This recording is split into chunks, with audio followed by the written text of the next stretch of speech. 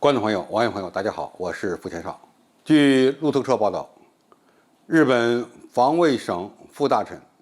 中山泰秀在对智库哈德逊研究所发表讲话时，对一个中国政策是否经得起时间的考验提出了质疑。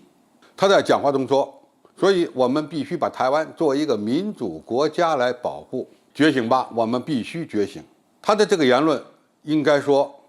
非常严重。中山泰秀指出，日本与台湾的地理位置相近，台湾如果出事儿，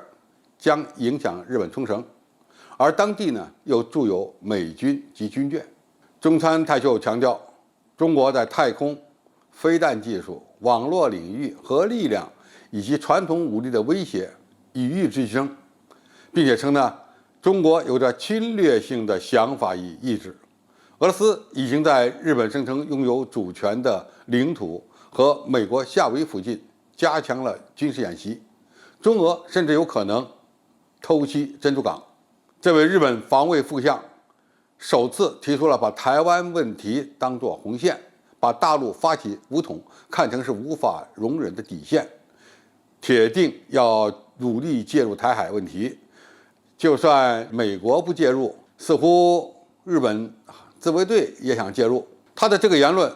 应该说性质非常严重。首先，他把台湾地区当作一个国家，这是真正踩了红线的言论。我们知道，台湾自古是中国不可分割的领土，二战后的雅尔塔协议已经说得明明白白。而这位日本的副大臣竟然对国外的智库发表这样的言论，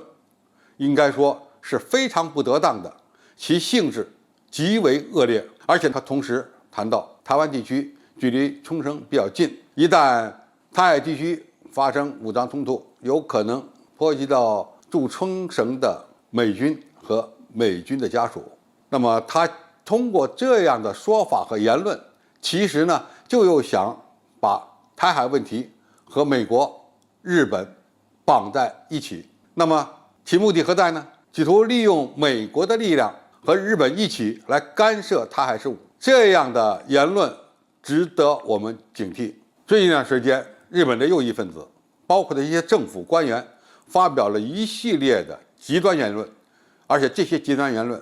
都牵扯到中国的核心利益。那么对此我们是坚决反对的，而且需要采取有效的措施，对这些言论进行相应的反击。虽然日本政府后来称中山泰秀的发言只代表个人，但是这一信号仍然值得我们中国警惕。日本正在配合美国渲染台海问题，认为大陆将会采用武力的方式来改变台海现状，并且呢鼓动美军武力干涉台海问题，让中美在冲突中两败俱伤，从而呢能够让日本趁此机会成为获利者。那么这样的目的应该说非常险恶。台湾问题的解决不容外人插手，到底是和平解决还是武力解决，都是中国内部的事务。不要说日本了，即使是日本的太上皇美国要想介入台海问题，都要认真掂量掂量其后果，何况是美国的小跟班日本自卫队呢？那么对于日本的一些右翼分子鼓吹武力介入台海问题，甚至倒打一耙，说中国大陆要改变台海现状，并且以此为借口发展他的武装力量，以便呢必要的时候和他的美国组织一起来干涉台海事务。我想这样的目的是肯定达不到的。为什么？因为中国人民解放军有能力、有决心、有信心解决台海问题，这样的能力不是靠外力就能够阻止住的。我们奉劝某些日本政府和日本政界的右翼分子，认真吸取二战的教训，企图通过武力侵略和干涉其他国家的时代已经一去不复返了。中国已经不是二战期间的中国，新中国无论是经济能力还是军事能力，都完全具备维护国家安全和两岸统一的能力。这一点，奉劝日本的右翼分子认真动脑子，好好想一想，否则后果会非常严重。一般的日本民众也不希望东亚地区某些地方